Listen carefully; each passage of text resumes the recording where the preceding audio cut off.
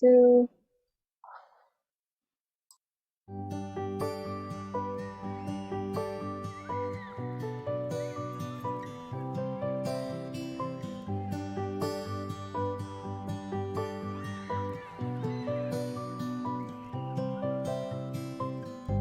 Discover the world and let me see how I can reach the inner me. How to connect. Here I am, come what may, the past, the future, and today. They're all inside me. In my mind, I will find. Stop believing in a better world, a brighter future. 'Cause from the heart of the soul, you can reach them all today. Just stop believing in a better world, a brighter future. 'Cause from the heart of the soul, you can reach them all today. You are the world as I am too. Tomorrow together we'll break through if we stay true. So if we're as one through our rise and fall and stay connected, we will stand tall. So we can make it.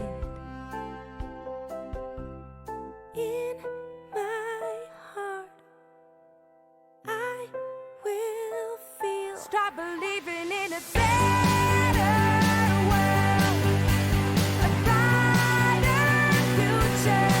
'Cause from the heart of the soul, you can reach them all today.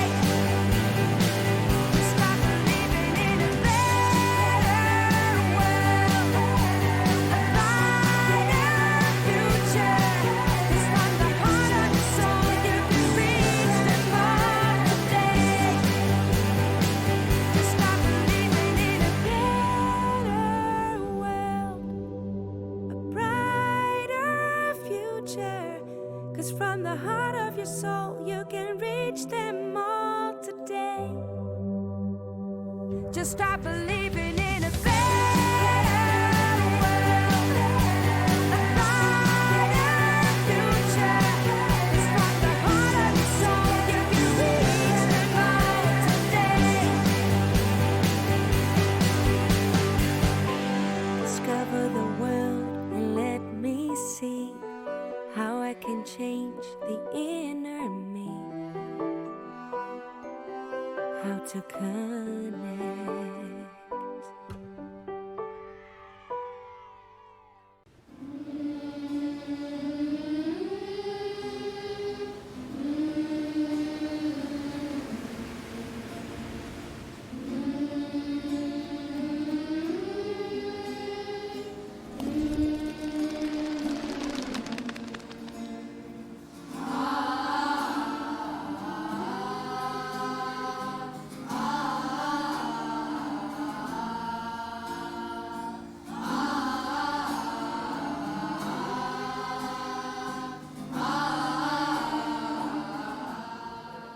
We respect every language and we embrace every community, and that is India.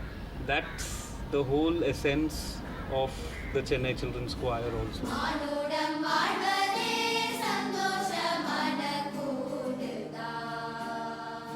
They bring in so much of beauty with their differences, and this is the place I think we all celebrate our differences.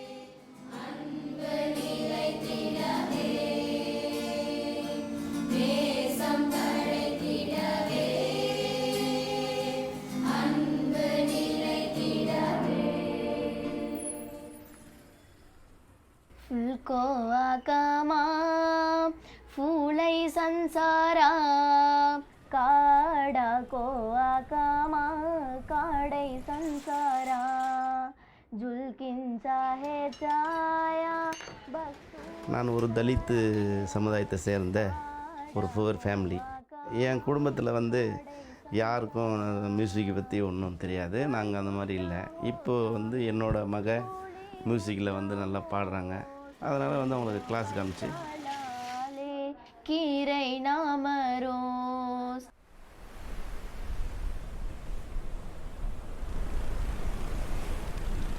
இருக்கிற காலத்தில் மீனுங்கள் அழிஞ்சு தான் போகுது. இன்றைக்கி வலையை நீங்களே பார்த்தீங்க, நேரடியாக பார்த்தீங்க, ஒரே ஒரு குண்டான் மிஞ்சி போனால் 2000 2000 ருபீஸ் விற்கும். வைஷ்ணவ ஜனதோ தேனே. பிள்ளைங்களை படிக்க வச்சு மேலே அதுங்களை மேலே போகிறதா நான் பார்க்கணுமே தவிர இதே தொழில் என்னோட போய் முடியட்டும். அவனுக்கு எது பிடிச்சிருக்கு அதுக்கு அனுப்புவான். அதுவே வந்து அதான் அவனோட இது மியூசிக் இது ஃப்யூச்சராக இருந்தால் கூட அனுப்பிச்சுடுவேன்.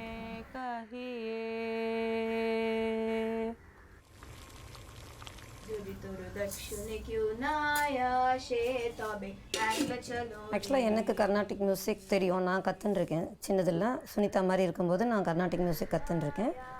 ஆனால் என்னுடைய சுச்சுவேஷன் எனக்கு ஃபர்தராக இது பண்ணுறதுக்கு அலோவ் பண்ணலை. பட் எனக்கு இப்போ சுனிதா நான் கற்றுக்க முடியாததை சுனிதா கற்றுக்கிறது எனக்கு ரொம்ப சந்தோஷமாக இருக்குது. போகி மறுநாள் பொங்கல் திருநாள் வாசல் முன்னாலே. உனக்கு வந்து அப்பா கிடையாது, எல்லா வேலையும் நானே பார்க்கும்போது இங்கே வந்துட்டு உனக்கு சில்ட்ரன்ஸ் ஸ்கொயரில் வந்துட்டு நல்ல ஆப்பர்ச்சுனிட்டி கிடச்சிருக்கு. ஃப்யூச்சர் கையில் இருக்குது, உங்கள் கையில் இருக்குது, மிஸ் பண்ணிடாத.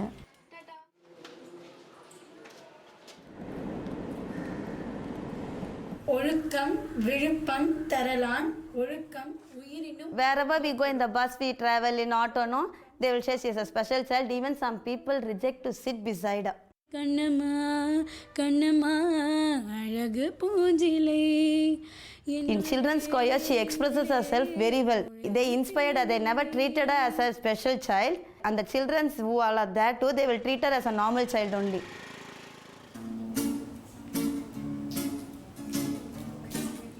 You are very clear about one thing.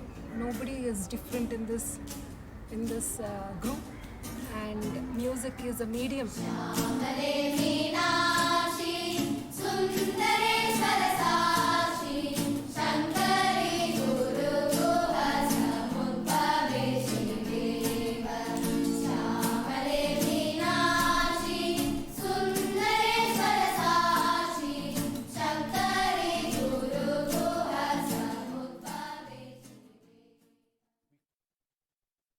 Good morning, everyone.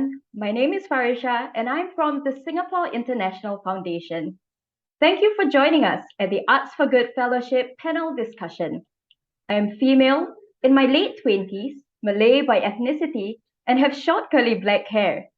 It has been pouring hard in Singapore, but we hope all is well wherever you are tuning in from. After 2 years of online programming, we're excited for our signature Arts for Good Fellowship to convene physically in Singapore in January next year. Into its 5th edition, the 2022 fellowship began this week, where we had 30 wonderful fellows from more than 10 countries around the world, connecting and establishing friendships online. Today, we're also joined by our Arts for Good alumni and friends from all around the world who wish to build a better world with us through the power of the arts. Please use the chat box to introduce yourself so that we can say hi. We will be hearing from our panelists on their approaches in galvanizing action towards community engagement and environmental sustainability through the arts. But before that, we are honored to have Governor of Singapore International Foundation, Associate Editor Lian He Taopao, and Editor of Taopao.com, Ms. Han Yong Hong, to share a few words. As she can't be with us live today, she has pre-recorded her remarks and will now share the video.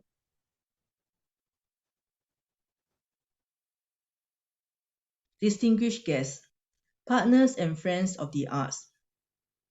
Good morning and thank you for joining us at the Singapore International Foundation's Arts for Good Fellowship panel discussion.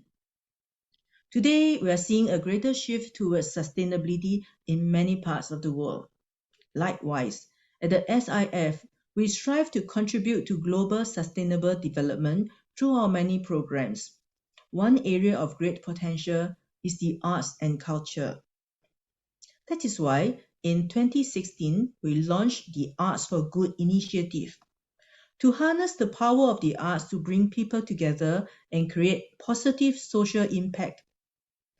Together with artists and practitioners, Arts for Good, or A4G, seeks to raise awareness of social issues, share best practices, and galvanize greater community involvement in sustainable change. A key program that drives this initiative is our annual A4G Fellowship. Now in its fifth edition, the fellowship brings together global practitioners from diverse sectors on an exciting journey of change. This will be the first time that the program takes on a hybrid format. Over the next few months, fellows will take part in both online and in-person activities in which they can share ideas, knowledge, and best practices. They will interact with and be inspired by others doing impactful work through the arts. I would like to welcome our new cohort of A4G fellows from 12 countries. We look forward to hosting you in Singapore for the final part of the fellowship in January.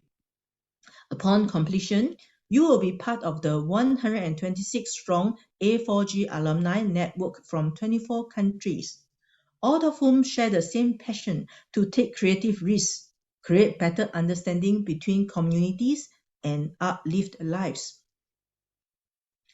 We have seen many A4G alumni embark on meaningful cross-border collaborations. Allow me to highlight two examples. In 2020, 3 fellows from Bangladesh, Singapore, and the United Kingdom collaborated on In a New Light. This was an online project that centered on the voice of children and the youth on current ecological crisis.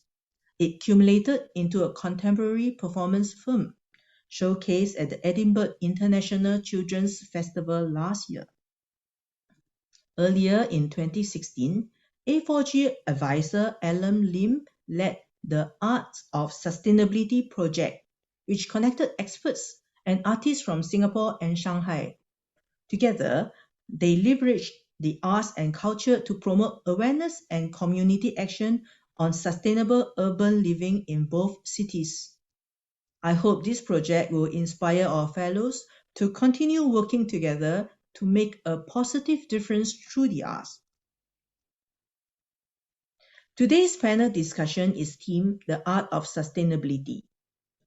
Over the next hour, the panel will explore in depth how the arts, culture, and design can create sustainable change, including by galvanizing the community towards collective action. We are delighted to welcome our panelists, comprising individuals from the arts and social sectors, and we look forward to hearing their insights on this important topic. In closing, I would like to express my gratitude to our panelists, partners, volunteers, and friends for their support and contribution to the SIF initiatives. Since its founding in 1991, the SIF has remained steadfast in its mission to bring Singaporeans and the world communities together to uplift lives. We have seen how cross-cultural interactions have inspired actions and enabled collaborations for good. I encourage all fellows to make full use of this platform to forge new connections and collaborate for a better world together. Thank you. I wish you all an enriching panel discussion.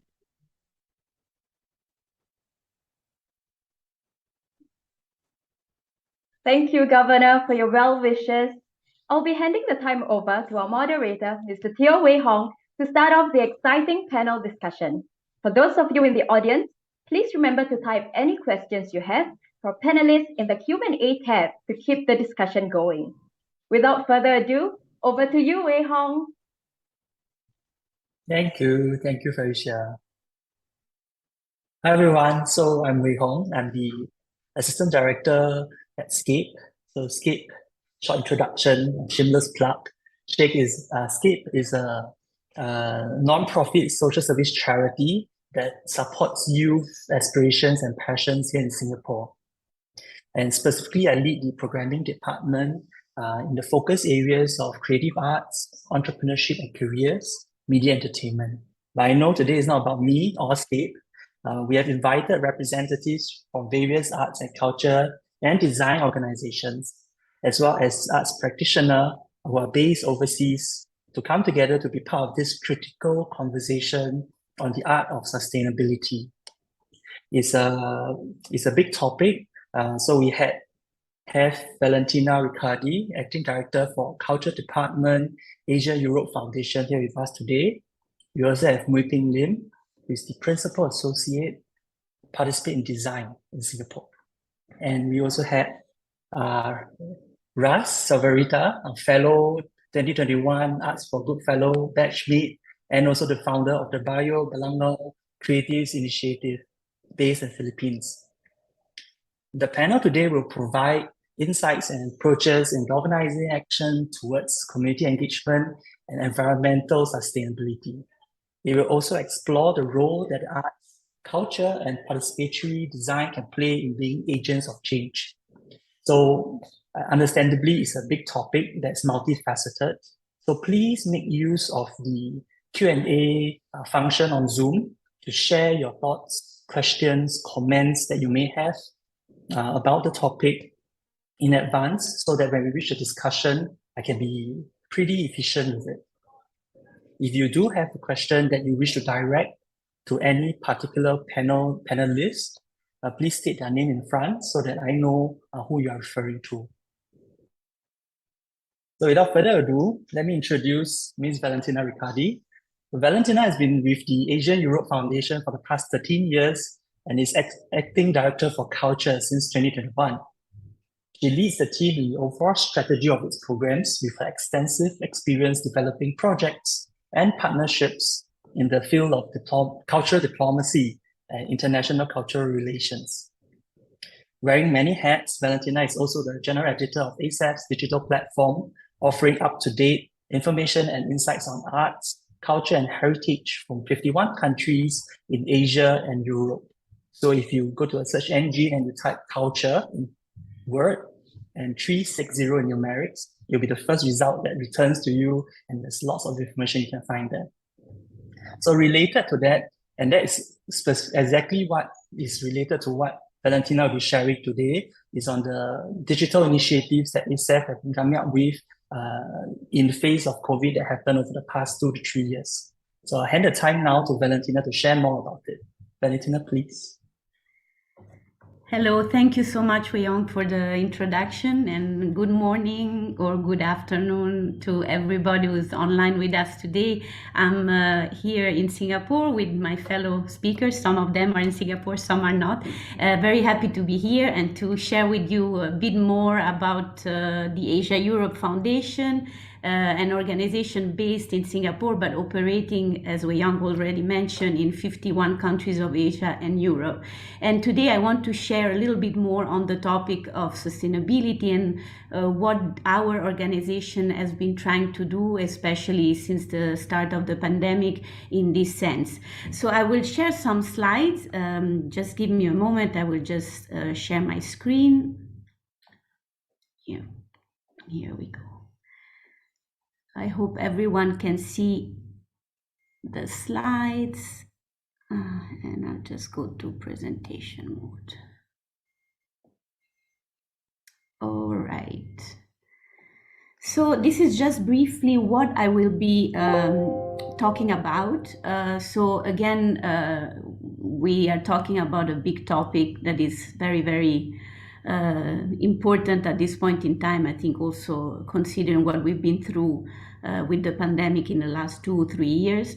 I will probably give you first a little bit of a context to kind of understand where ASEF is operating and what are the challenges that we're facing. I will then go into some of our strategy and the project that we have developed, and then I will touch on to some of the takeaways that we have kind of learned from while developing projects and trying to address the issue of sustainability specifically. So just to give you a bit of an overview of what ASEF is, because you might not all be familiar with it, we do work, as I mentioned before, across Asia and Europe. Our mandate is really to connect Asian and Europeans through projects, through collaboration, through dialogue. And this happens in many different areas. So ASEF is not only an organization that works in the cultural and art sector, but also in many other areas such as human rights, governance, sustainable development and environment, and economic issues as well, and education, of course. The organization is funded by 51 countries on a voluntary basis. And the interesting thing is that it's a very small organization. We are only 40 people, but we have this very, very big group of countries that are kind of supporting us. So the mandate is really incredible. The geographical scope is very, very big. And with this kind of context, we try to make sure that we do our activities to sort of connect as much as possible and make people understand each other better. What is the context in which we operate now? I think this is something that really relates to everybody, not only to organizations like ours who operate internationally. We have been through a lot. I think everybody's aware of that. And now I think in a way we are sort of getting out of this pandemic phase, and there's a lot of opportunities, but also a lot of challenges we are faced with. The first thing that we notice also through our project in the last 2 years is that there is much more in the forefront the issue of climate change. It's really a crisis at this point in time, and I think the pandemic has really brought that to the front of the discussion and the problems that we are facing. And then, of course, the post-pandemic recovery. So how can we get out of the pandemic and kind of go back to operating, go back to developing projects, but at the same time doing this in a more sustainable way. There is also, of course, a strong geopolitical unrest at this point in time, and of course, operating between two regions, this also has affected and is affecting a lot cross-cultural cooperation, because there is a sense of fear in a way of, engaging with people outside of your country or maybe your region. And that's why it's even more important for organizations like ours to continue to provide opportunities for cooperation. The other interesting thing is that there's been, I would say, because of the result of the pandemic, a sort of inward-looking tendency, and going back to, in a way, looking at activities and things that are happening near to you, more grassroots, and maybe less to look at the dimension of sharing this across to other countries or other regions. So in this context, what is ASEF doing is to basically try to be a bridge builder between Asia and Europe, between people of Asia and Europe, and then trying to really address engagement at different levels. So one is civil society level, by basically putting in touch organizations, artists, arts professionals, managers, arts journalists from different regions and bringing them together to collaborate. And the other one is to try and bring these kind of experiences to the government level, to the political level, so that policies are informed by these practices at the same time. And then the issue of sustainability in all of this is extremely important, because we have to try and make sure that what we do is sustainable, can be done long term, doesn't have effects that are negative on the people and on the organization that are involved. So looking at this context, I just wanted to share with you this cloud, because this is a little bit, I think it's very interesting to see. It's kind of a little bit to feel the pulse of how the art sector is at this point in time. This is the result of one of the roundtables that we organized last month in the framework of the UNESCO Mondial Cultural Policy Conference. And when we asked people what they felt in terms of cultural cooperation, where they saw cultural cooperation going forward, this is what came out. And as you can see two things that really strike me. Is one is emotion, because in the end we are all human, and I think we are at the point in time after the pandemic where we really are very sensitive to collaboration, to reaction to what's happening. And the other one is global, and as I mentioned before, it's really this kind of sense of going back to things that are near us, to communities, to experiences that are on the ground. And I think this is extremely important to then be able to bring it to the more international level. And again, that's what we try to do. This also is a very strong response to sustainability at the same time, because we have discovered with the pandemic that so many long-term practices that are happening on the ground have been there for centuries, have been part of heritage of communities, and we really need to look at them again and try to bring them to be experienced by everybody and to learn from as well.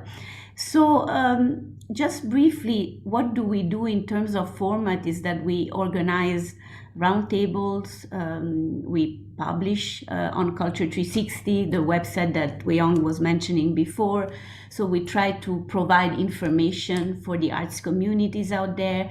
And then we do also conferences, podcasts. So basically we try to inform on what's happening out there in the cultural sector. And then we try to create opportunities for capacity building and mentorship. This said, I wanted to share with you three main areas of work that really relate also to the topic of sustainability. The first one, which I think relates very much to communities and artists and also to the fellows of the Singapore International Foundation, is the virtual residency program.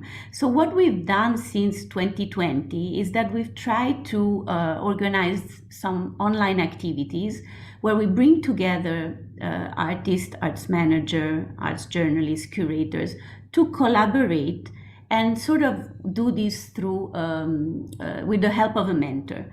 This has started in 2020 as a sort of reaction to the fact that, exchanges were limited, travel was impossible. So we thought, okay, let's go online and still continue to provide some sort of exchange there.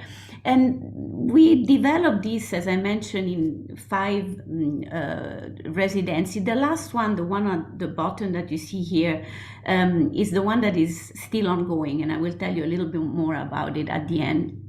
So why did I want to share this? Was to kind of give you a sense of what is possible in terms of collaboration, even though people physically have not actually met. I just want to move to my second slide. And I have here a short video with some of the key findings from the first residency that we organized in 2020. I'll just play the video now, just a very short one.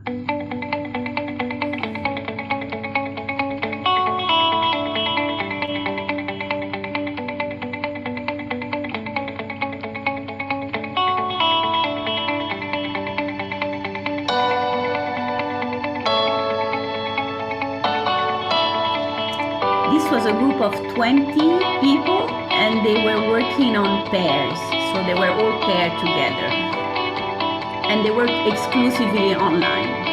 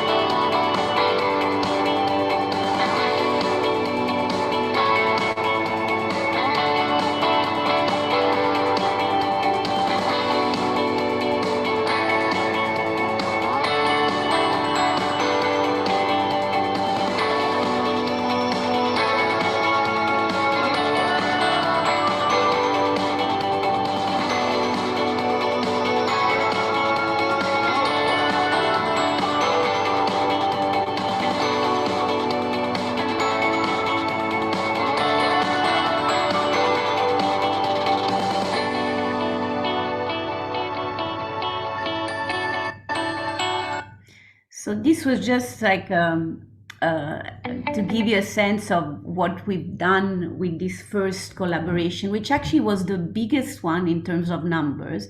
But it was really interesting because all of the people who were selected didn't really know one another before. And except for a few cases, we actually did the pairing for them. And then they managed to really develop a very interesting project together just by collaborating online. And of course, out of that, we already got a lot of feedback. And that, just to kind of put it in context, was 2 years ago. So peak of the pandemic, nothing else was available out there. So after that, we continued and we did this residency with curators, which actually was even more interesting because some of these curators were textile curators, and they managed to really do something online for, you know, the reality of a textile is something that you want to touch, you want to feel. And even though that was not possible, they came up with very interesting projects as well, and again, all online. So the sorry, just wanted to move to the next. Yeah, so a few things that we kind of identified that worked out of this online program. Of course, the first and most obvious one is that you don't travel, so you know, you reduce cardboard footprints, you reduce costs, so you can also invite more people to participate online. The COVID-related thing was more relevant probably until a few months ago, but it's still something that in some countries is very real. The other thing that most of the participants mentioned was the flexibility time, because, you know, they could really manage their time in a more flexible way, and they were also able to connect from anywhere in the world. So we really had a lot of different people participating, also from very small, very remote areas of Asia and Europe. So in a way, some of the comments were like, you know, online residency are good for work that is fit for digital work. So it really applies to very young people and people who have that kind of access and that kind of familiarity and feel comfortable with working online. The other thing that I kind of took out from some of the comment, this was from one of the curator of the residency we organized in 2020-21, and I thought this was very interesting because basically what she was saying is that for her as a young mom of a very young kid, to be able to participate in a residency would have been very difficult if she had to travel. So she thought that, you know, being able to do it online was really a good thing for her, and it really allowed her to take part. And so in this sense, she thought it really also promotes gender equality and access to easier opportunities for everyone, even for people who maybe have another job or maybe don't have the possibility to travel so easily because of family you know, constraint or other constraints. So I thought this was something interesting as well from a point of view of, you know, how useful it can be to do this online. But of course, there are also challenges, and this is where I think the whole learning from the online component, from the online format is important. First of all, we kind of give for granted the fact that people can have digital access easily, and this is not always the case. So for people who don't have a strong and stable internet connection, for example, this is not always that easy. And then, of course, the in-person interaction and in-person element is very, very important. It still remains so important to be able to have more times other than the project focus to really get to know each other and really, you know, learn from each other. So these are still very much important things to keep in mind. The other thing I wanted to mention in relation to the sustainability theme is the fact that we organized this year also some roundtables. So what we've done is that we wanted to understand what are the topics out there that are really relevant, that are really important to discuss. And we have invited a group of people from, you know, our partners, stakeholders, other arts organizations out there to focus and talk about a few of these topics. One of them was also on sustainability of practices in the cultural sector, and then of course about culture and climate change. What is the role of culture in that sense? These roundtables, I mentioned them because all of them have been done closed door, but all of them have issued a report, which I think would be interesting if anyone wants to have a read. And as you can see from this other cloud down here, there's also some interesting terms that have come up during the discussion. The other thing, and this is the last one that I wanted to share with you, is a publication series that with Culture 360 we have developed since a few years ago. The last publication that has been published is just very, very recent in August, and it's the one that you see on your right, The Crafts in Asia Pathway to Sustainability. I think these are really interesting ways also to kind of identify really small local initiatives that have an impact on the ground and that can be really useful for others to learn from. So we've been doing this in a few different areas. In this case, we have been focusing on textiles and sustainability, looking at Asia through case studies. We have also done a more focused look at Laos and Cambodia with the previous publication. And then we have these country-based guides. We call them guides because what we do is that we identify arts organizations in each of these countries that have really played a role in addressing climate change, in responding to the topic of sustainability as well. So I would invite you to also go and have a look at this if you're interested. They're all online, they're all downloadable as well. I just want to finish maybe with these few takeaways that we kind of have learned from this last 2.5 years of work online, essentially online, and to kind of looking at the topic of sustainability and how can we really address this. Well, I would say that overall, what is good about the pandemic is that we really learned that we can have more hybrid kind of formats. So bringing people together online and then being able to create offline components makes the project much longer, gives more time to people to meet both online and then on site. So this is something we want to continue in the future. We also are thinking of projects that are going more in depth. So maybe something that is a bit more expensive to develop, that requires more time, but at the end is really more meaningful because again, it goes in depth, gives people more time to get to know each other, to develop something together. And it's less about, funding maybe initiatives that are very different every time, but more on the long term. So this is also something that we think is responding also to sustainability to some extent. The other thing that I briefly mentioned is that we are going to try and continue to bring local initiatives and the voices from local communities more heard at the political level. We're going to also continue with networking opportunities. So the roundtable, for example, giving access to people to talk to each other, to get to know each other.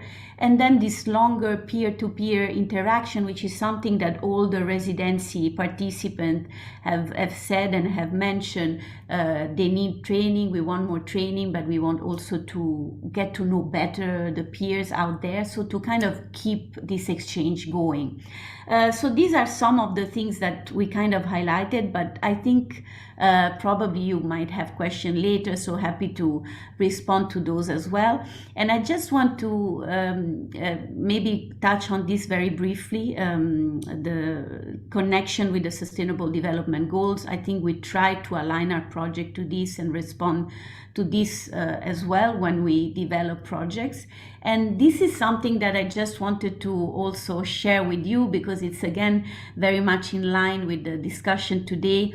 This is the last residency, online residency that we are developing now. As I mentioned, it's just closing and we will have a sharing session in a few weeks where we are really going to discuss with the artists what was the experience like? Is it still valuable to work only online, or is it something that should change? Should we go back to work face-to-face only, or is it a hybrid model the solution? So I'll invite you all to join us on the 25th of October to kind of share and talk together with the participating artists of this residency.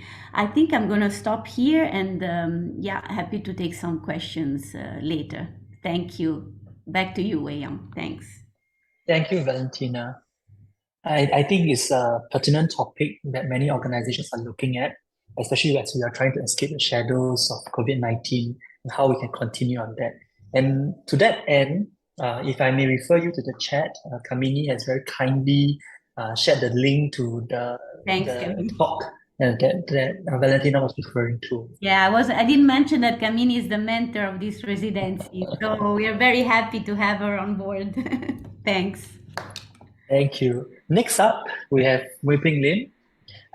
Wei Ping is a social designer and illustrator with experience in user experience, product design, and project management. She's currently the principal associate of Participate in Design, a non-profit organization in Singapore.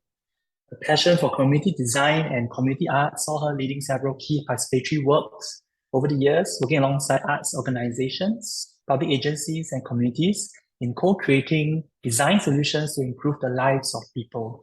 So specifically today, she'll be going into one of the projects that use the participatory design framework as part of her sharing. So over to you, Wei Ping. Thank you so much, Wei Hong.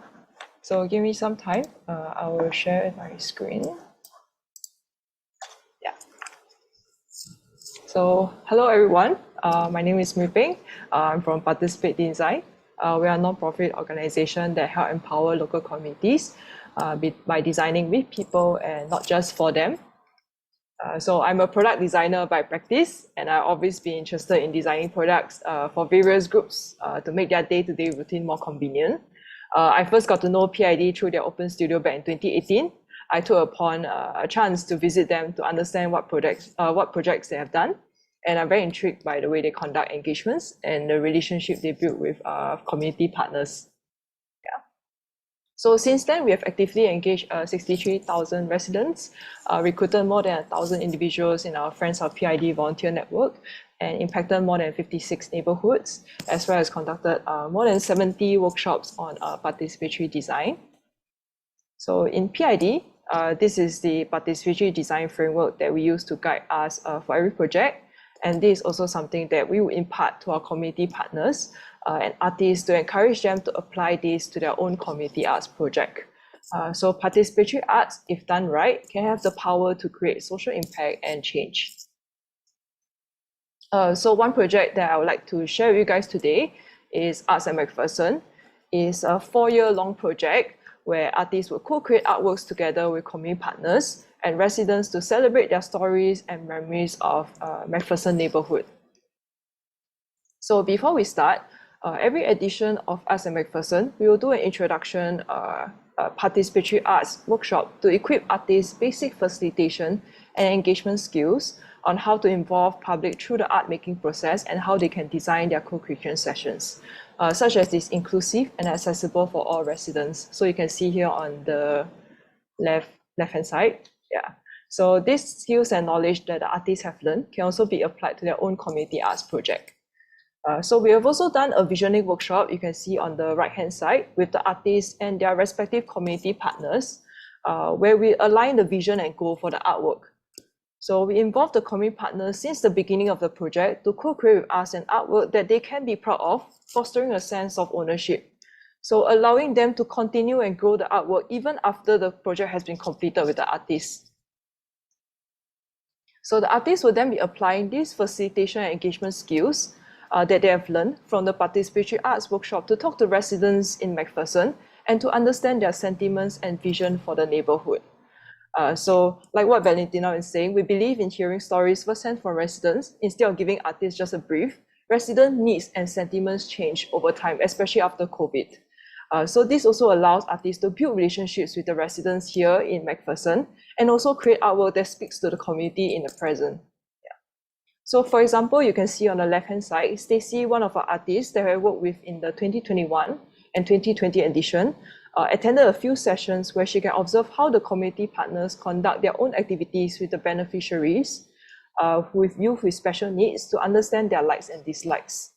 So through these observations and sessions, the artists can get to know the beneficiaries more and design the co-creation sessions according to their interests. So not all co-creations need to be high cost and using brand new materials. So our artist Desmond, you can see on the left-hand side, used the humble material cardboard to upcycle into a pinhole box for the kids to test and experiment their creations, illustrating that co-creation sessions can also be sustainable. So another artist, you can see on the right-hand side, Matthew, has used the same material, but as a torchlight cover, where seniors can paint their own designs and try out light photography during the co-creation sessions. We are always very thankful to have community partners that are open to try new things and allowing their beneficiaries to experience brand new types of art and medium that are sustainable in nature. So one of our community partner, Geylang East Home for the Aged, or GIHA, that has been working with us on a project since 2016, are very supportive of our arts initiative. So you can see at the left-hand side in 2016, this was after our co-creation session with them. But in 2019, they sent me a photo with a very big God of Wealth during their Chinese New Year event celebration. So just to give a context to our international audience, it's a very commonly seen figure or mascots that you see during Chinese New Year in Asian countries. And this is also a celebration for their newly built trellis to encourage seniors to go outside more and to appreciate nature. They have also repainted the blocks themselves to align with the Chinese New Year color scheme. So you can feel the love they put into the space and how much it means to them, even after the project has been completed with them. So of course, during the launch for Arts and McPherson, we find it important to have opportunities for artists and public committees to interact. So in this case, we always make it a point to allow beneficiaries and the committees to come together at the end of the project to showcase their work, processes, and stories. So during the tour, the youth so we also have residents that participated in our previous edition, from attending our tours to actually volunteering to helping out in our Arts and McPherson tour as their way of giving back to the community. So public could also interact and engage the beneficiaries during the guided tour to understand more about them. So for example, during the tour, the youth with special needs invited them to play basketball and showcasing their love for the sport. So this interaction also allows public to form new friendship and bridge social gaps. So after every edition, the works that are in public spaces, such as floor murals, will be there for everyone to enjoy, while the completed works will be then handed back to the community partners for them to continue to grow the initiative. Yeah. So I'm now coming to the end of my sharing. So in summary, participatory arts can be a powerful tool to create impact in societies, and everyone has the ability to empower others or in their community. So with that, I'd like to end off with this, that we hope to renew a sense of belief that every individual has something positive to contribute to the design process, and that everyone can be collaborators and not just consumers. So I'll now hand over my time to Wei Hong. Thank you so much. Thank you, Mui Ping. It's quite heartwarming to see everybody coming together and participating in something that makes their own living environment much better. I think that's very good to see.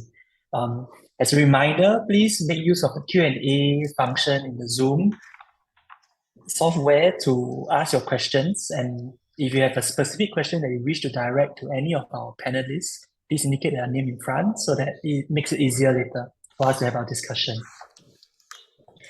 Next, we have Raz.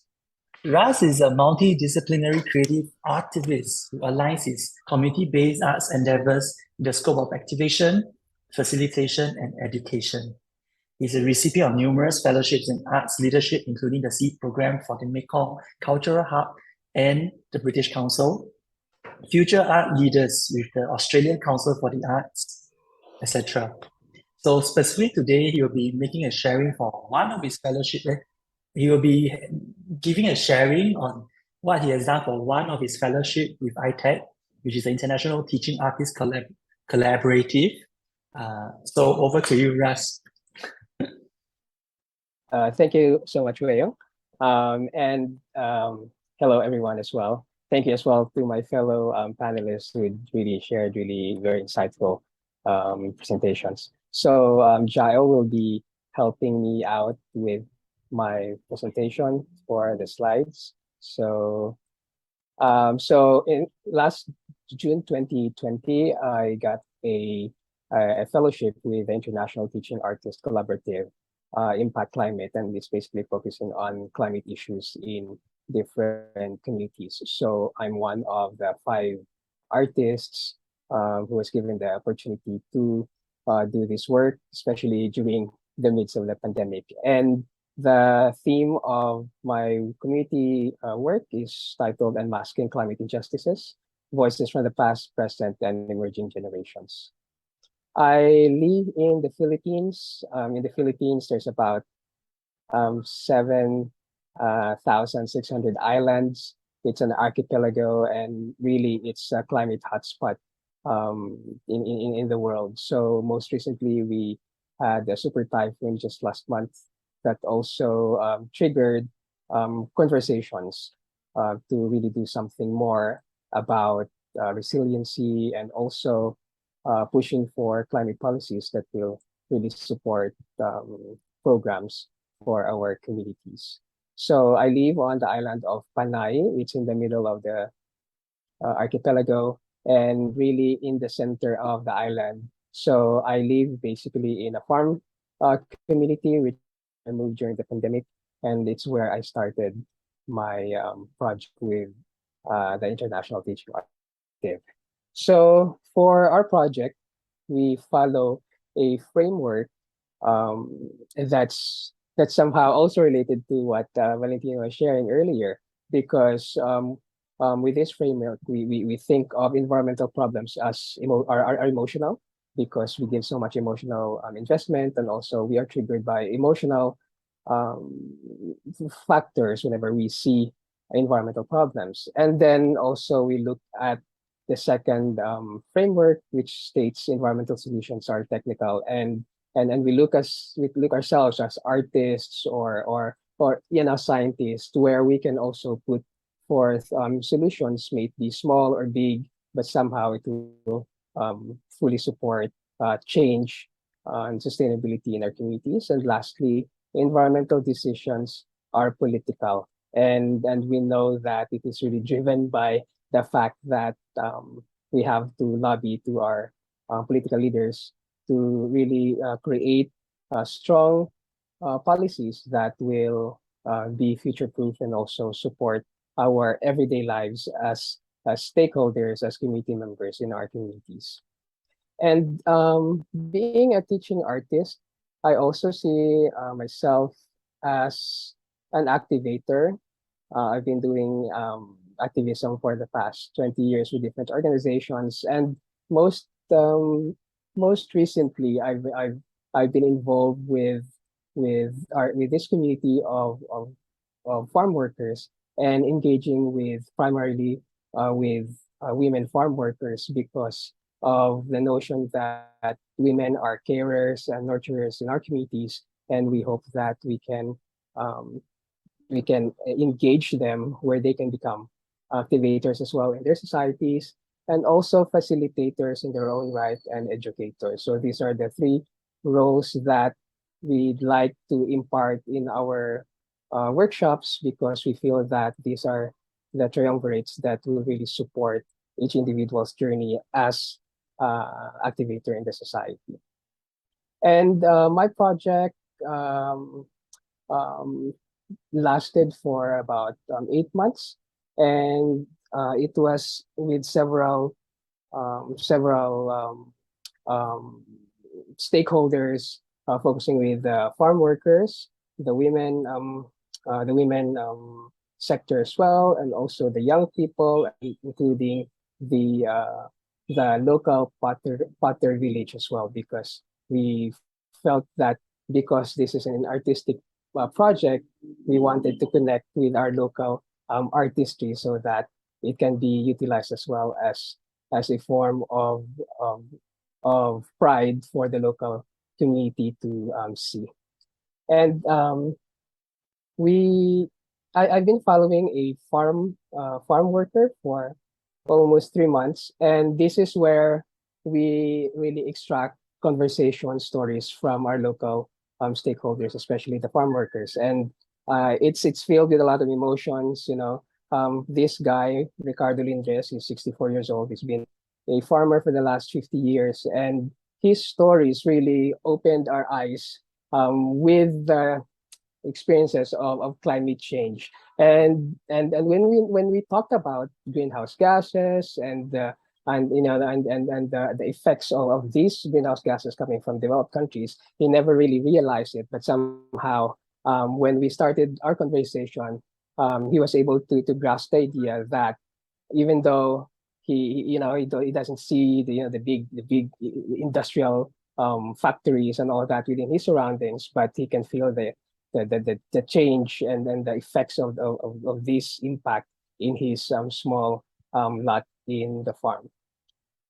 And so we collaborated with our community members, especially with the youth, and also with local community members, families, children, because we feel that somehow within this sector, there's always this accessibility of excitement in doing art.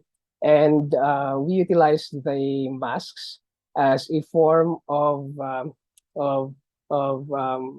engagement with our community members. We asked them to say something about their aspiration for their future, and also how they can support the work for climate education and campaigns, because they feel the sense that they have a critical role in terms of moving forward sustainability for their generation. So as we move forward with the slides, you can see the young students holding the masks, and they were captured on video. So there's a short film about this. And also, they realized that these masks were made locally, and they felt a sense of pride of holding this piece of artwork by the local potters, and that they can, in a way, have a sense of connection with the land, with our municipality, because basically these pieces are made on our land. So as we moved on with our project, we collaborated um, um, um, boldly with our women farm workers, because this group of women, they were taught how to do random surveys. So they've gone a workshop where they were taught how to ask questions. And the beauty about this is that they know their communities, and they can really talk about them, and without any problem, because they know each other. And also, we gather also the wisdom from the grassroots. And we're thinking of the radical raging compassion rooted in traditional and cultural knowledge. We um, we were we got all of this information through focus group discussions, and we talked about reciprocal energy, giving, receiving, skills and talents, ideas, resources, kindness, flexibility, sensitivity, technical approaches, and this is through the ITAC Impact Climate Network support, and also a monitoring evaluation format, which is by the Animating Democracy, Let's Face It, the States, and they have this um, evaluation format that's called Continuum of Impact. And with this, we realize that the heart of the earth is love, and also time is really important, because we have to feel instinctive, intuitive, and also ask the kind of meaning and purpose in a way of utilizing time, so that we can have a sense of enrichment in our communities, and also encouraging local communities and empower them to sustain this project in the long run. So by this, we were able to establish the baseline groundwork for continued climate campaign. We also found out an effective engagement structure for local and international partners, and also the emergence of climate curiosities through public art installation and socially engaged art processes, where we will continue with students this coming month, and also energizing key influence sectors to support climate-related policies. And lastly, last August, we were able to present this project in the municipal council of our municipality. And the beauty about it is that the women were there, who were part of the project, and this is where our view of environmental problem is environmental decision is political, and we really want to influence our local climate legislation, especially the local climate change adaptation plan, and also empowering student leaders to enrich climate campaign in school and in their own policies as well.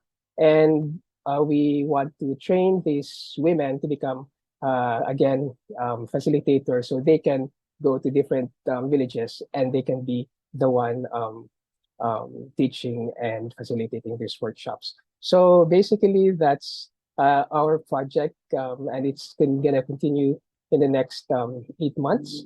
And we hope that we can share more about this with all of you if you have questions or curiosities. So just send me a message and I'll be happy to connect. Thank you so much. Back to you, Wei. Thank you, Raz. With that, we will be going over to have our discussion with all our panelists. And I'm looking at the Q&A segment now, and I'm very happy to see that there are some questions. So I don't have to start off with my own questions for now. I will borrow a question that came from one of our anonymous attendees. There's a question about what are the key moments that help to progress art-based funding from seed funding to longer-term projects. And I would like to borrow this question in terms of enlarging its scope beyond just about funding, but how do we sustain projects from a seed project to a longer-term project where it becomes kind of like a mainstay in any programming per se. So I'd like to hear the thoughts from the panel, if there's anybody who would like to have a go at it first. All right. Valentina, let's go. Sure, thanks. Yeah, I mean that's a tricky question, because I think the problem remains there. How do we move from projects that are more linked to just the funding, just seed funding, to something that is kind of more long in time, that allows for more time? And I think, yeah, the thing is that we need to find a way to use the experiences of these last 2 years, at least in our case, that's what we're trying to do, to gather really the feedback of participants in our project to kind of substantiate this kind of direction. Because if we really want to make sure that we've learned something of these 2.5 years of isolation and not being able to travel, and at the same time all these issues of addressing climate change, reducing carbon footprints, being more sustainable, I think experiences of the people who have been in our case, for example, in the residences, would be the base to kind of say, why do we need to change that? Why do we need to go in this other direction? So in a way that will help us also to convince our funders, because in our case also we have all this government who are funding us, and how to explain to them that it's more meaningful to have an exchange that is longer. Perhaps bringing together online and offline is one of the answers, because it really allows to stretch things a little bit more. When you bring people somewhere and you have to travel there, stay there, obviously it cannot be something that goes on for too long. And then at the same time, it's very, very difficult to make the participation more rich, diverse, and bigger. So I think combining two things, making sure that the period online is a lot longer and a lot more free, also in terms of giving more time for the process to come along, for the connection to happen, is one thing. And then also maybe not focusing specifically on a result, which is also something that we're trying to move away from, because it's true that funders need to see some results, they need to see something out of the collaboration that they're funding. But I think experiences, feedback, documenting processes is what would help. And then kind of mixing formats is also something that would help in that sense, I would say. Yeah. Russ, what about you? I guess I'm basing it from my experience, especially with this project, because when we get the grant for this particular project, we were thinking, what's the next step when the grant is over? But fortunately, they're supporting the next phase. Yet on the other hand, last August, when we brought it to the municipal council, uh, in a way, one counselor asked, "Why are we there?" And it's good that it prompted curiosity. On the other hand, the vice mayor mentioned that the invitation for our group is for the committee members of the municipal council to hopefully collaborate with the organization, and also because they are in the process of their budget hearing and all that, that if they can think of projects that can connect to our to what we can do or what we can collaborate in a way, they can support it from that level, and hopefully it is something that can be sustained because it's institutionalized in the council. Then it can be provided hopefully every year, even how small the project is. So some of the committee members who are really interested are the Committee of Women, the Committee of Tourism and the Arts, the Committee of the Environment, because it is something that they connect, especially with the project. So cross fingers that they will support this locally, and that we don't have to seek funding because they can hopefully collaborate and fund it within the municipality level as well. Thanks for that. Yeah, and I believe whoever who decides to fund are also concerned about what are some of the safeguards put in place, especially ethically, in co-creating or involving participation for communities. I was wondering if Mui Ping or Ras would be able to share about that as well. Yeah, so for longevity of projects in terms of us and McPherson, we always wanted to involve the community partners since the very beginning. So that's why the importance of that visioning workshop, the first touch point where the artists and the community partners first met, is very important. This is where they draw boundaries and they actually align their interests and the vision. So hopefully the final work that the artist has come up with is something that the community partners can have the capability and the capacity to maintain it and also grow the initiative, and it's something that they both mutually agree.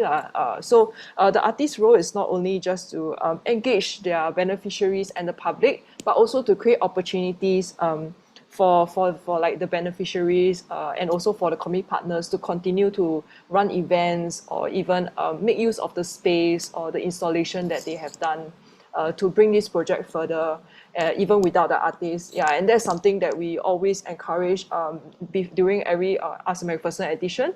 And that is also because of the close collaboration and the relationship we have with our community partners, as well as McPherson CCC on this. In addition, with experience of this particular project, there's a decision that we stay in the community because it's important for us to immerse fully in the farm community and also to engage more in terms of conversations and extracting stories, because we'd like to develop a sense of ownership among our stakeholders so that it is something that they can really feel proud about. And we're thinking, probably stay for another 2 years in the community so that we'd like to really see the growth, and also for us as well to see our own growth and our own insight and experience living in the community. So I feel that somehow with the pandemic, it kind of holds space for all of us in this community to stay together and grow together and hopefully recover strongly as well as a community. No, I just wanted to pursue this slightly further because many times when we are working with communities, participation is often out of goodwill because they trust, they understand where you're coming from, and hence they decide to invest their time and energy into the project. Does it always necessarily have to lead to legal agreements or protection that comes with their participation?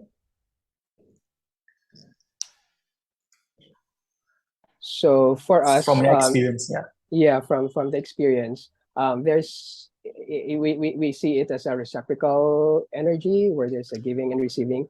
On the other hand, we also ask the community members, the participants, if they've experienced this kind of project before and how and how it has been sustained. But from their experience, it's always an organism coming in and then they leave and then nothing happens. So when we heard of that story, we decided that really we feel that we'd like to allow this experience of sustainability as a community together with these communities. On the other hand, because of this, we're looking at sustainability in terms of how can they, when the time comes that we will allow them to pursue their own thing. Our next step for us right now is to apply a registration for this group to become an association that will be part of the government system, which is the Department of Labor and Employment. So they become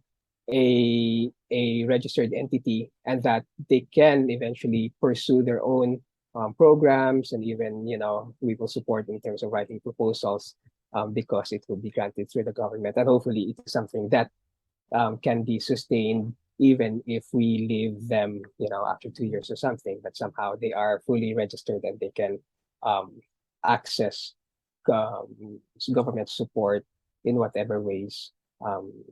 And hopefully it can really empower them as well to become their own, instigator and initiator of programs. Yeah. Do you think you have anything to add for that? So for participatory arts, we also tell this to the artists as well. Not all projects need to be result in a participatory approach. It also depends on the person, the entity giving, holding the power, is willing to give some of this power in terms of decision making to a committee, as well as the committee. Are they ready to take on the power to actually make a change or actually start something? So it also depends on balance and also a lot of compromise. And we during the participatory arts workshop with the artists, we also tell them like a lot of learnings as well as failures as well as successes during the whole workshop.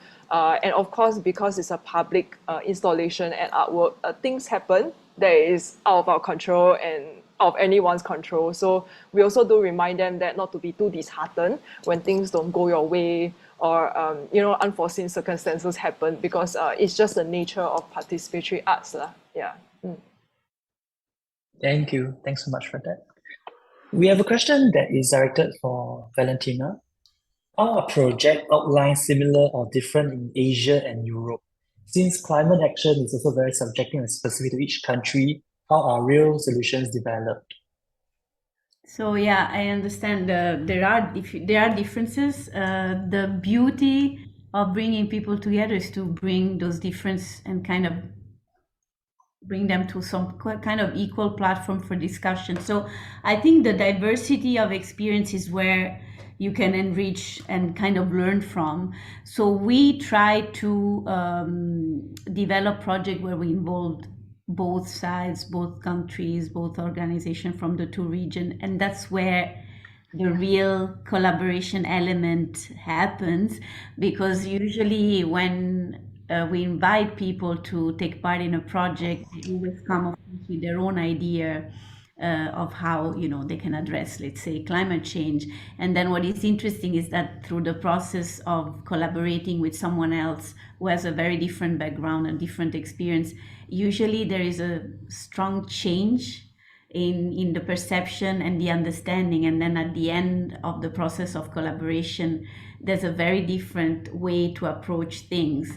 So this is a little bit yeah, it's really the beauty of bringing together very different projects and very different experiences, I would say. And then also the element of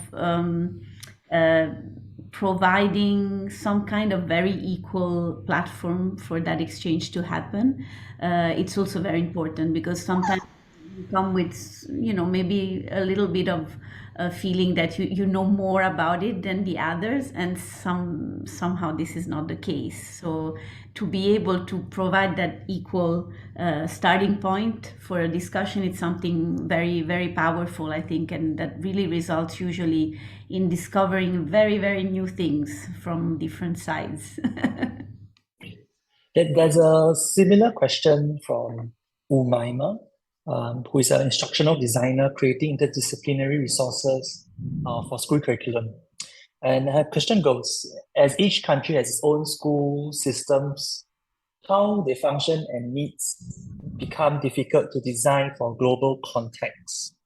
So if she's asking if there are any suggestions or examples you could give on projects that tackle specific issues designed for specific geographical contexts, but are also globally applicable.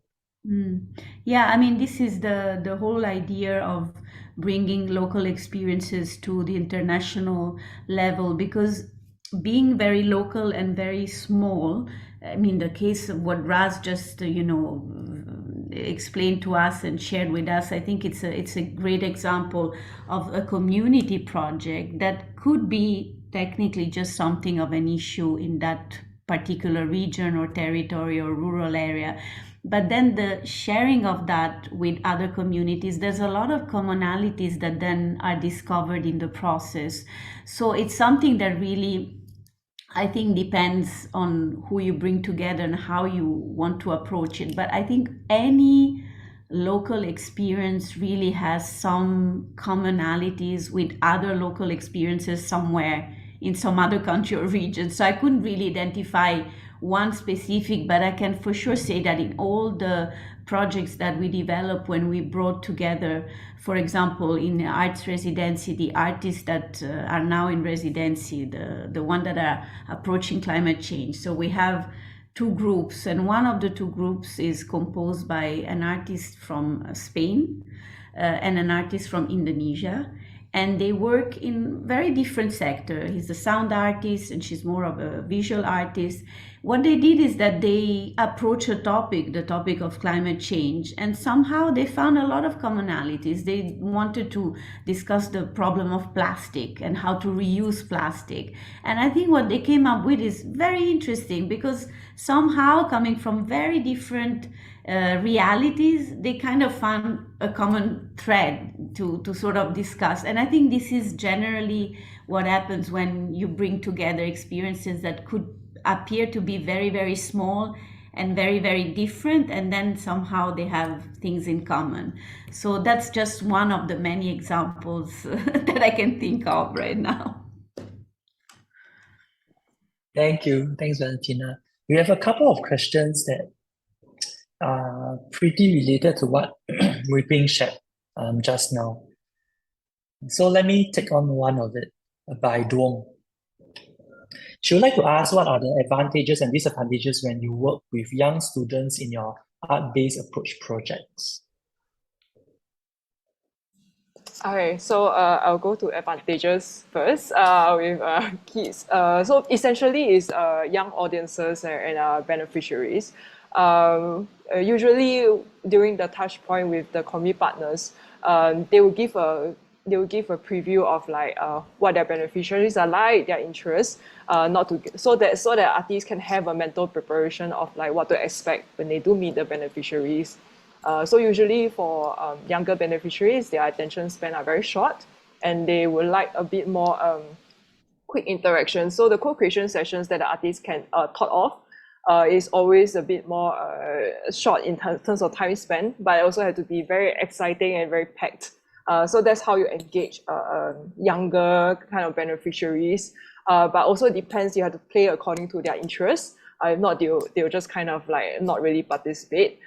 So that is kind of the advantages of it lah. And I think in terms of disadvantages is kind of you really have to push them in terms of like giving kind of the ideas that's aligned to what the artist wanted, and also giving them a lot of cues and guidelines and prompters, and also one artist actually told us that actually going out to the site outdoors actually helped because there's a lot of interaction and things to see, and they can get inspirations easily from what's around them rather than confining them to a classroom and encouraging them to come up with ideas.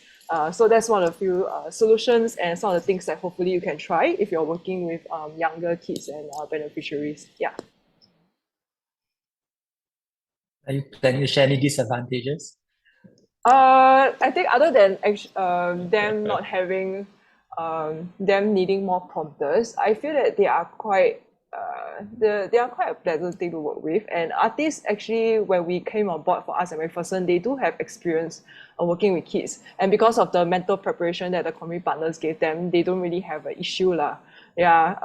And one advice that the community partners gave to the artists is like, oh, just dress casually. Don't dress like, you are wearing formal wear, because then they'll think that you're like on a different level than them.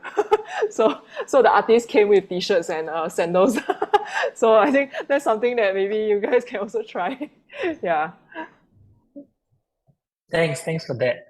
And there's a follow-up question from someone who's also interested to learn more about collectively creating artworks. I think this will go to both Ras and Wei Ping. So the person is asking what are the key factors for collective creation to happen, if there's any that you could distill from your experience. So from experience, somehow I feel like it's to allow a space where organic flow can happen to begin with. Feeling sensitivity also with the person, with your surroundings, and eventually extracting stories from each other is always a good common ground. Creating that seedbed of trust and joy also in terms of the prospect of collaboration is very important. Also, for facilitators to speak the language of the student, so that there's always the two-way communication, which allows clarity and the joy really of conversations, because at the end of the day, it's conversations that really matters in this kind of environment. The way we facilitate sharing of ideas, insights, especially coming from a space of emotion, because everything is driven by emotion, and it's something also that we allow our practices to carry on a certain sense of ability to process these things, so that it can be integrated in the whole idea of collaboration. So so far that's sort of like the experience that we've had working with collaborations and the communities as well.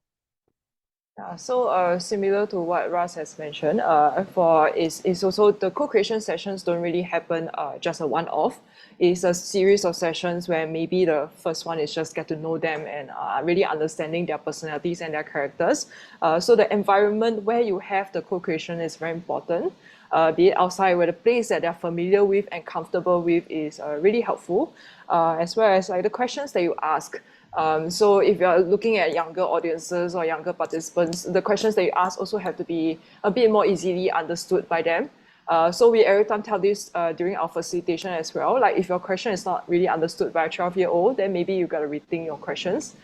So you can start with maybe like icebreaker questions, like, what is your favorite place that you always hang out with your friends? What is your favorite food? And from there, you kind of evolve the conversation to kind of generating ideas for the artwork. As well as the relationship. So over the course of few co-creation sessions, of course, they'll be more comfortable with you. And that's where you can get more insights from them. So, and of course, this relationship will continue to grow and evolve even after the artwork, depending on how close the artists are with the participants and the beneficiaries. They can always come in and check in with the beneficiaries on, really just having a chat, and also like just updating what is going on in their life. Thanks for that. Yeah, and you answered some of the question that were in the Q&A that was asking about the challenges of bringing people from diverse backgrounds coming together to work on the project. So I think that was great. Yeah, maybe one thing that I can add is that Yes. we sometimes don't think about language as well, which can be a bit of a problem in terms of, creating that connection, because I mean, we work in English all the time. It's kind of, universal language, but there's so many more subtleties and more nuances that are lost sometimes in translation. So it's something that not always we can address, but I think in terms of bringing people to a space where they feel comfortable and they share and then they are able to create, means also to think maybe to give them that possibility to be able to express themselves when possible in their own mother tongue, if there is some limitation there, but again, not always easy to do. Yeah. Yeah, I wanted to pursue that point that you raised, Valentina, about the subtleties that happen or gaps that happen. Because there was also a question from someone in the audience who was asking how else can bigger MNC/tech firms better bridge the gap for arts and sustainability. Big question. I mean, for us, imagine we are an intergovernmental organization. We have a very difficult, it's very difficult for us to dialogue with the corporations, because it's a completely different kind of language in a way. And we are also now starting that process. So even for us, you would imagine that, we are international, we kind of communicate with everyone, but the private sector is definitely something we want to focus more attention on. I mean, obviously, these big topics are very much on the agendas also of big companies, because they need to make sure that, they are sustainable, they address the climate crisis.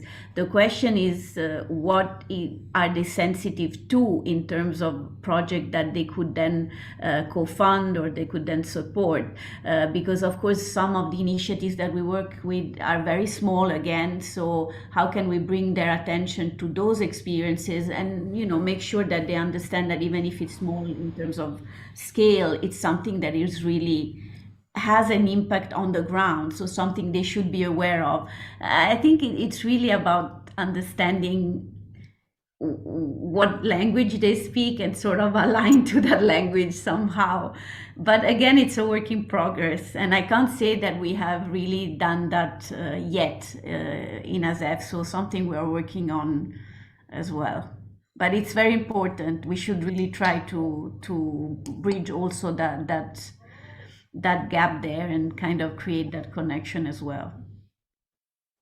Thank you. So from your experience, I would like to understand a little bit further. So from your experience, have you or has ASEF attempted to have the support from either is it tech companies or any other private companies for that matter in trying to support some of the initiatives that you have done? Not yet. I mean, we sort of started to research the sector, but it's also kind of there's a lot of technical aspect in terms of the way these corporations are giving funding to organization.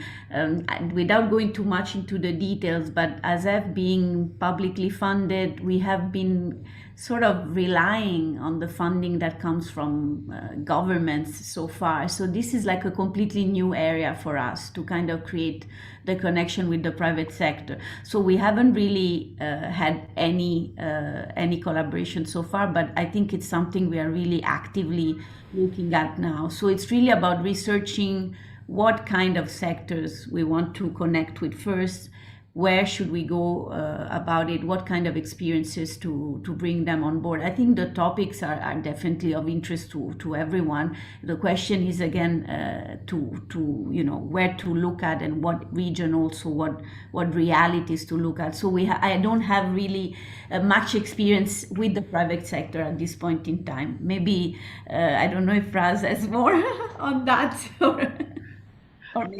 For us is, like we're really small in our community, but somehow the interesting part of it is that because of our work, the community members who were part of this project, they felt visible, appreciated, and seen.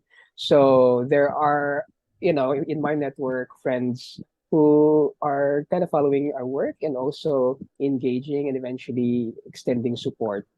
For example, an organization in Vienna called Una for Women, the founder came to the village and really, stayed with us, afraid of spiders and everything, but somehow for example, they donated a sewing machine that is manual, and because there's a lot of blackouts in the community, so you don't have to use electricity, and it's carbon neutral in a way as well.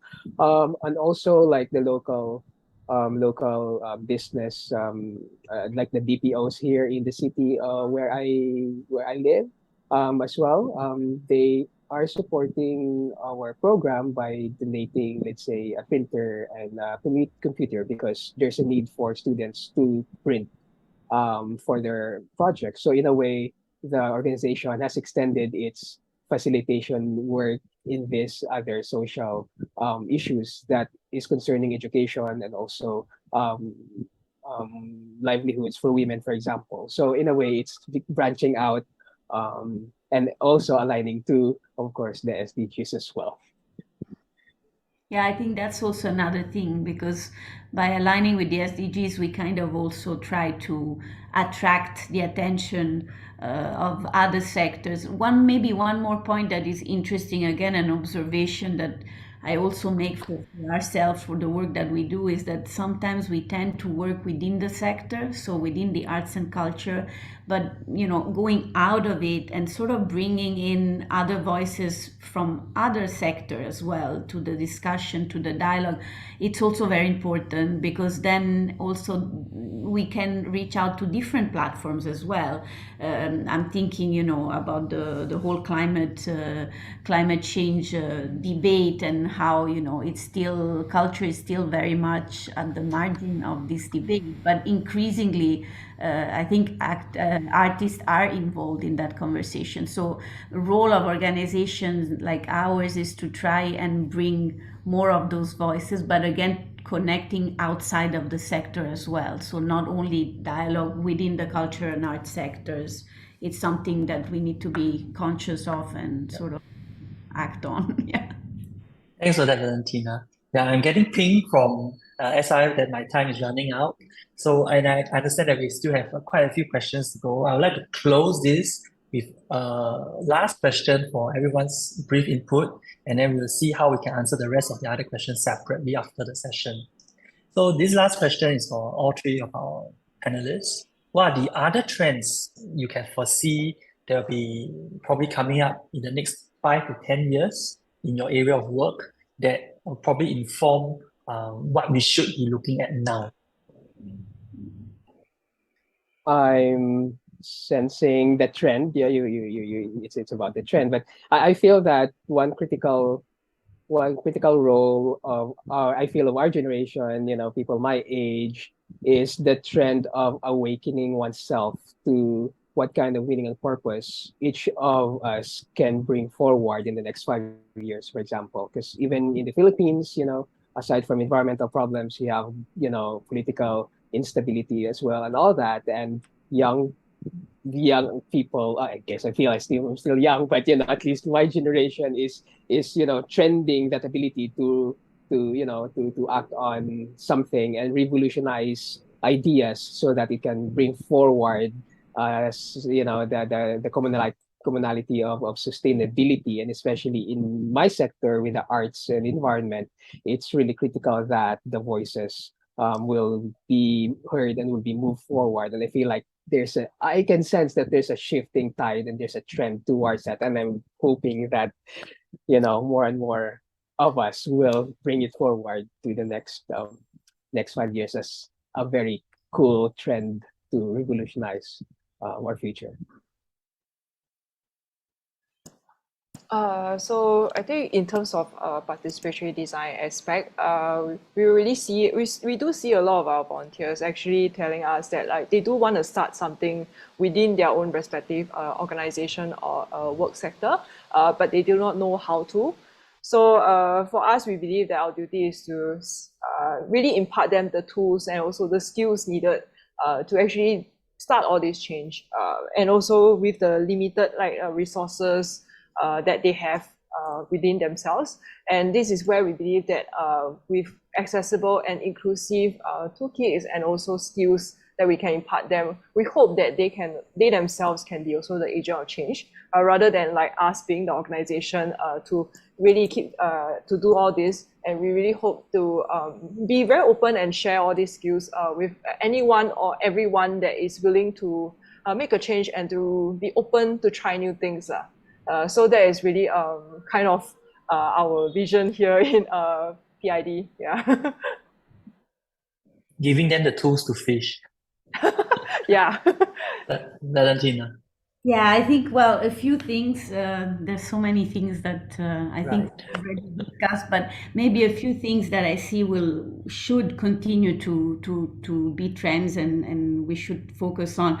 The first one is really the interdisciplinarity between arts, culture, and other sectors. Because if we want the voice of cultural actors to be heard, we need to really bring them to different platforms to discuss with different sectors as well. This links also to the artist as a worker, and the fact that sometimes artists are in such difficult situation that they are not even doing their work as an artist, but this is just a side thing. So being able to provide them with the minimum necessary financial security and rights as a worker in the cultural sector is really at the base of any artistic expression as such. So, and in that sense, I think important is the role, of course, of organizations of the public sector, of intermediaries as well. So the people who, like Raz, who are able to bring those experiences and the communities together with the artists, so that then those experiences are shared as well. I think that's also very important. And then, of course, the topic of sustainability, it should be embedded in everything we do. And I feel that there's also a very, very important sense of responsibility for organization, like ASEF and other organizations who operate in the cultural sector, to really be sustainable, but also to be very ethical in the way we approach projects, in the way we try to bring people together. So these are just a few things that come to my mind, but I hope that we've really learned something from the pandemic and that we don't go back to do things the way we were doing them before. I'm hopeful. Thank you, Valentina. And with that, we come to a close. And I thank the panelists for their very candid sharing of their experiences. We will hand if you need to get in touch with the panelists, I believe their contact details have been provided just now. If you do need to talk to them in any other capacities, I think you can reach out to Singapore International Foundation. I think they'll be more than willing to connect. I'll hand the time now back to Faricia. All right, thank you, Wei Hong, and thank you very much to our speakers and audience from Singapore and all around the world for that insightful discussion. So we have come to the end of today's session. If you are interested in learning more about the SIF's Arts for Good program, please check out the QR code on screen. We wish you all the best in health and spirits. Goodbye.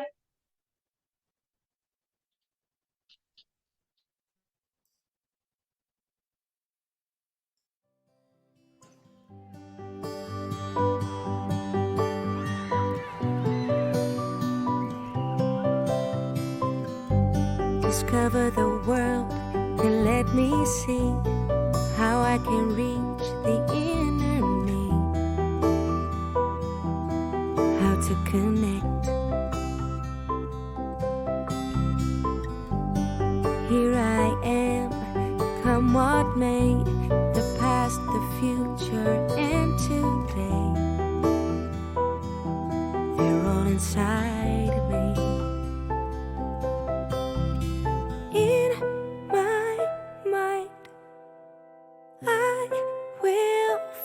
Start believing in a better world, a brighter future. 'Cause from the heart of your soul, you can reach them all today. Just start believing in a better world, a brighter future. 'Cause from the heart of your soul, you can reach them all today. You are the world as I am too. Tomorrow together we'll break through if we stay true. So if we're as one through our rise and fall and stay connected, we will stand tall. So we can make it. In my heart, I will feel. Start believing in a better world, a brighter future. 'Cause from the heart of your soul, you can reach them all today. Start believing in a better world, a brighter future. 'Cause from the heart of your soul, you can reach them all today. Just start believing in a better world, a brighter future. 'Cause from the heart of your soul, you can reach them all today. Just start believing in a better world, a brighter future. 'Cause from the heart of your soul, you can reach them all today. Discover the world and let me see how I can change the inner me.